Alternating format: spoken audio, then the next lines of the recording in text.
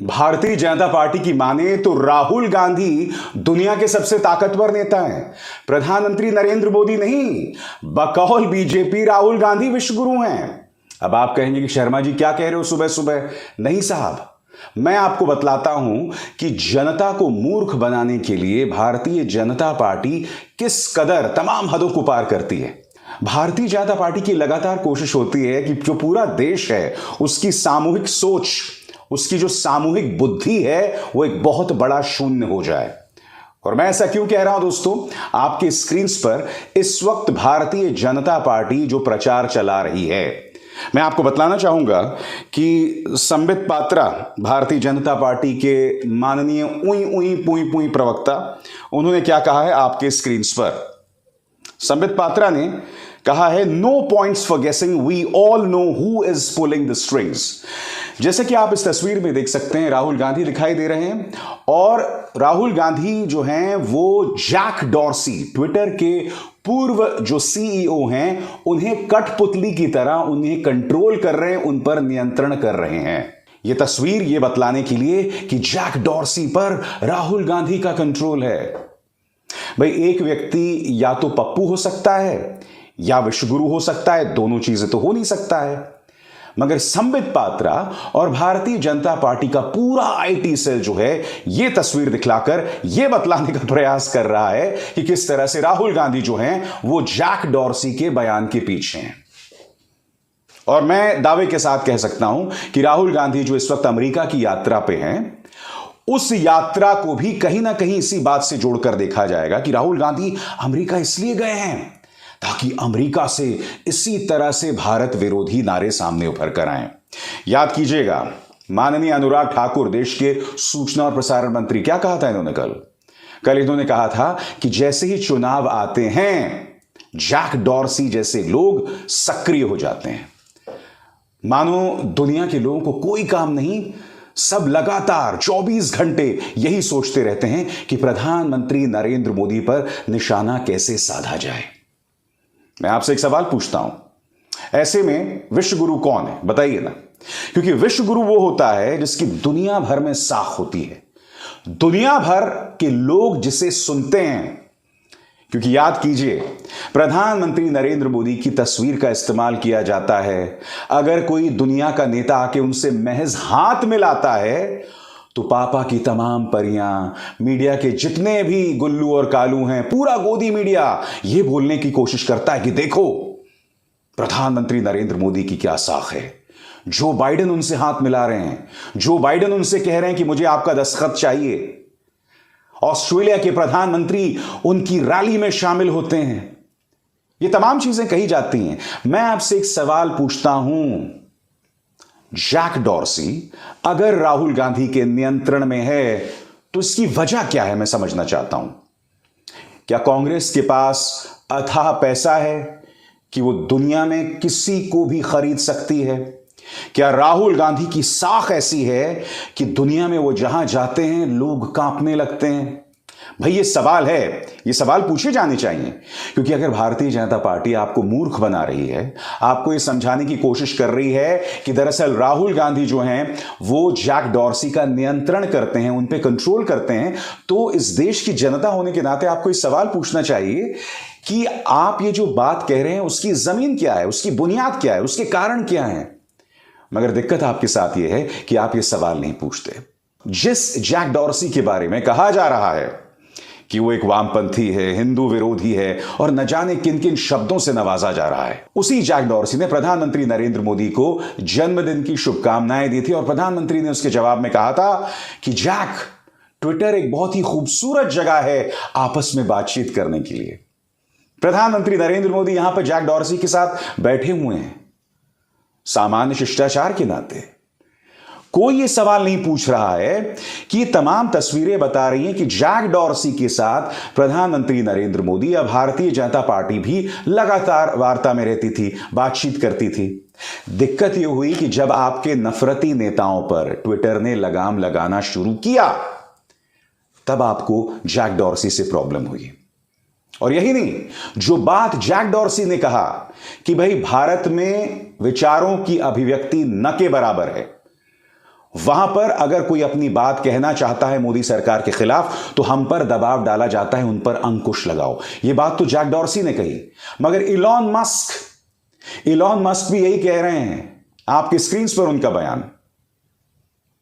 और मैं फिर उसी मुद्दे पर आना चाहता हूं कि क्या राहुल गांधी इतने ताकतवर हैं? सुनिए सुप्रिया सुनेत इस पर क्या कह रही है। हम सबको पता है कौन से पेज डिलीट होते हैं, हम सबको पता है किसके पोस्ट डिलीट कराए जाते हैं, फेसबुक से यूट्यूब पर किसको रिस्ट्रिक्शन करा जाता है, यह सर्वविदित है। लेकिन ट्विटर का एक फाउंडिंग सीईओ, फॉर्मर सीईओ अगर यह कह रहा है कि सरकार ने इस कदर दबाव बनाया था कि अगर किसानों को दिखाया गया तो आपके घरों पर छापे पड़ेंगे, यह असलियत है 56 इंच की छाती की। और 56 इंच की छाती डरती इतना ज्यादा है, कुछ एग्जाम्पल्स तो मैंने आपको दिखा दिए, लेकिन वो डरते इतना ज्यादा है कि कोई सवाल पूछ ले तो नौकरी खाने पर आमादा है। अभी थोड़े दिनों पहले अमेठी में सबने देखा, स्मृति ईरानी जी जा रही थी, पत्रकार ने सवाल पूछने की हिम्मत दिखाई, 12 घंटे से अंदर में पत्रकार की नौकरी खा ली। बड़ा संतोष आया होगा, बड़ी संतुष्टि आई होगी। नौकरी एक बना नहीं सकते लेकिन खाने में सबसे आगे रहते हैं।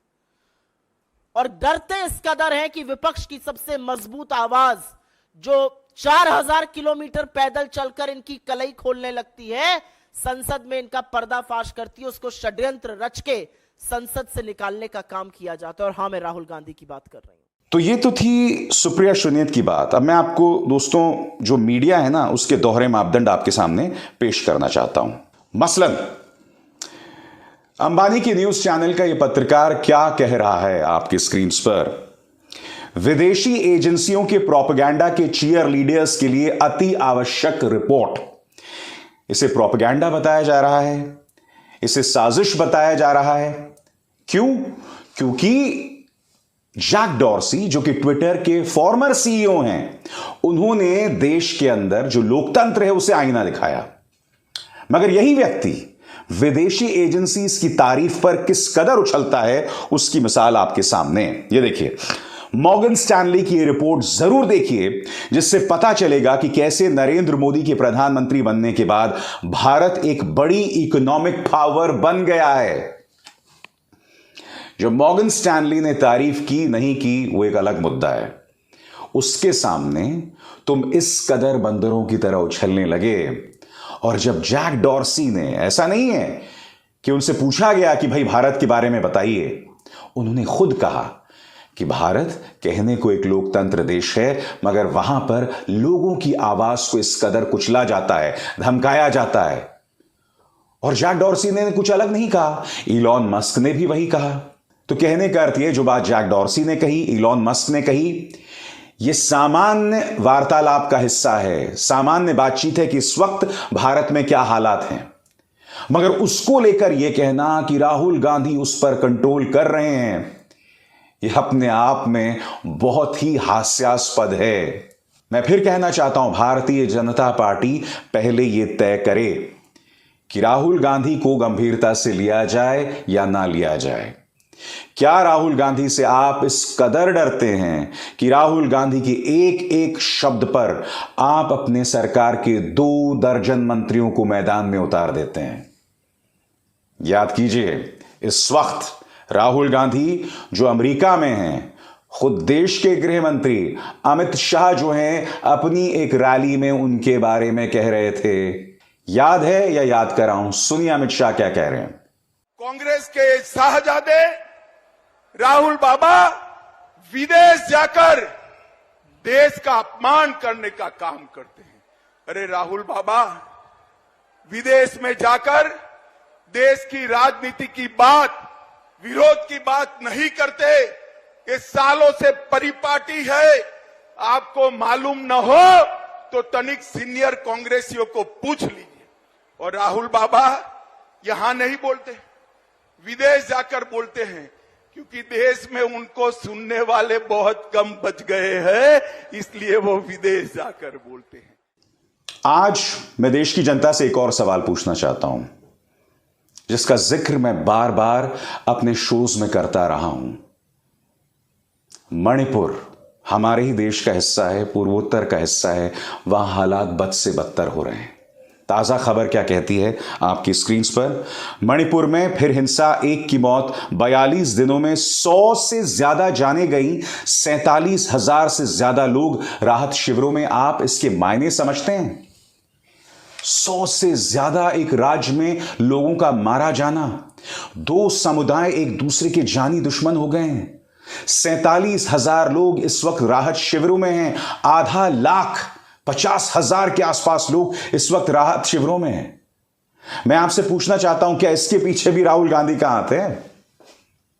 कि ऐसा तो नहीं है ऐसा कह के मैंने बीजेपी को आइडिया दे दिया। बड़ा प्रश्न यह है कि मणिपुर में डबल इंजन की सरकार है, केंद्र में बीजेपी, राज्य में बीजेपी। वहां हालात बद से बदतर कर दिए गए। कोई देश के गृह मंत्री अमित शाह सवाल नहीं कर रहा है, कोई वहां के मुख्यमंत्री का इस्तीफा नहीं मांग रहा है। मैं आपसे एक सवाल पूछना चाहता हूं, अगर विपक्ष के किसी राज्य में ऐसा हो रहा होता तब केंद्र सरकार क्या करता, बताइए। दिल्ली के अंदर छोटे छोटे मुद्दों को लेकर एलजी जो है वो अरविंद केजरीवाल को परेशान करते हैं। ममता बनर्जी को पूर्व राज्यपाल जगदीप धनखड़ किस तरह से परेशान करते हैं, सब जानते हैं। मुद्दा क्या है मैं आपको बताता हूं। ये जो जैक डॉर्सी को लेकर पूरा टूल किट जारी हो गया है, जिसमें आप देख सकते हैं जो पूरा गोदी मीडिया जिस तरह की बातचीत कर रहा है, इसमें ये जो बातचीत है इसके पीछे की सोच को समझिए। संबित पात्रा ने जो ये ट्वीट किया है इसकी सोच को समझिए। मुद्दा यह है कि असल मुद्दों से आपका ध्यान भटकाया जाए। मणिपुर भारतीय जनता पार्टी की डबल इंजन सरकार के मुंह पर एक करारा तमाचा है। वो ये प्रमाणित कर रहा है कि भारतीय जनता पार्टी जहां पर हालात पेचीदा हैं, हालात को संभाल नहीं पाती है। उल्टा महाराष्ट्र में भी हालात बद से बदतर किए जा रहे हैं।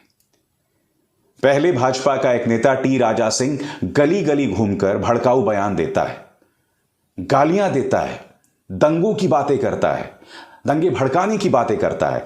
फिर औरंगजेब के विवाद को लेकर कोल्हापुर में धारा 144 लगा दी जाती है।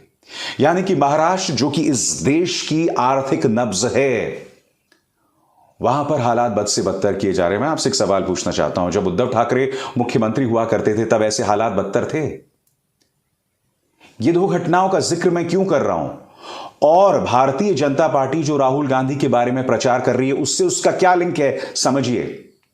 मणिपुर हालात कंट्रोल नहीं हो रहे हैं, महाराष्ट्र वहां पर राजनीतिक शक्ति कम हो रही है, वहां पर अघाड़ी के जो 3 दल हैं उनका वर्चस्व बढ़ रहा है। इसीलिए महाराष्ट्र में हालात को खुद बदतर करो, खुद वहां पर जो है अराजकता पैदा करो, और उन दोनों चीजों से ध्यान भटकाने के लिए जैक डॉर्सी वाले मुद्दे पर अनर्गल बातें करो। दोस्तों, आज तक का एक कार्यक्रम देखिए, इसमें पापा की परी राकेश टिकैत से यह कह रही है कि मुझे तो किसी ने गिरफ्तार नहीं किया। आपको गिरफ्तार क्यों करेंगे, बताइए ना। आप या अन्य पापा की परियों को कोई गिरफ्तार क्यों करेगा? आप सब भारतीय जनता पार्टी के प्रचार तंत्र का हिस्सा हैं, उनकी प्रोपेगेंडा मशीनरी का हिस्सा है भाई। जैसे वो पापा की परी, जहांगीरपुरी में हिंसा होती है, बुलडोजर चलता है, तो कायदे से उसे मैदान में उतरकर सुप्रीम कोर्ट के फैसले का हवाला देना चाहिए था, मगर वो करने के बजाय वो सरकार के प्रोपेगेंडा को आगे बढ़ाती है, बुलडोजर पर चढ़ जाती है और अनर्गल बातें करती है। क्यों? क्योंकि जो पतिदेव हैं उनका ट्रांसफर जो रोकना था। इस तरह से ये लोग काम करते हैं। इन लोगों को गिरफ्तार किया जाएगा। गिरफ्तारी किन लोगों की हुई है मैं आपको बताता हूं। 1000 दिन हो गए हैं, उमर खालिद अब भी जेल में है। क्या हुआ है, चार्जशीट में क्या है, आरोप क्या है, कोई नहीं जानता। भीमा कोरेगांव मामले में 6 साल से लोग बंद हैं जेल में। अब तक पुलिस के पास क्या प्रमाण है, क्या सबूत हैं, क्या आरोप हैं, वो दिया ही नहीं गया उन लोगों को जो 6-6 साल से जेलों में बंद हैं। और ये लोग बात करते हैं कि हमें गिरफ्तार नहीं किया जाता। अरे भाई, आप प्रचार तंत्र का हिस्सा हैं, आपको कौन गिरफ्तार करेगा? सिद्दीक कप्पन, इस व्यक्ति को 2 साल तक आतंकवाद की धाराओं में बंद कर दिया गया था। बेल मिल जाती है, उसके बाद भी कई महीनों तक जेल में रहता है, तब उसे ईडी फंसा देता है मामलों में। गिरफ्तार किन्हें किया जा रहा है वो तो आपके सामने तमाम तस्वीरें हैं। इस देश के इतिहास में शायद ही ऐसा कभी काल हुआ होगा जब मीडिया ने असल मुद्दों से भटकाकर इस तरह का अनर्गल प्रचार किया है, इस तरह का वाहियात प्रचार किया है, जो अपने आप में कितनी बड़ी त्रासदी है। कायदे से मीडिया को संबित पात्रा को कटघरे में रखना चाहिए था। अरे क्या बकवास कर रहे हो भाई, क्या अनर्गल बातें कर रहे हो। राहुल गांधी कैसे जैक डॉर्सी पर नियंत्रण करेगा? मगर असल मुद्दों से भटकाने के लिए कुछ भी कहो, कुछ भी कहते रहो, व्हिच इज अ शेम। अवजार शर्मा को दीजिए इजाजत।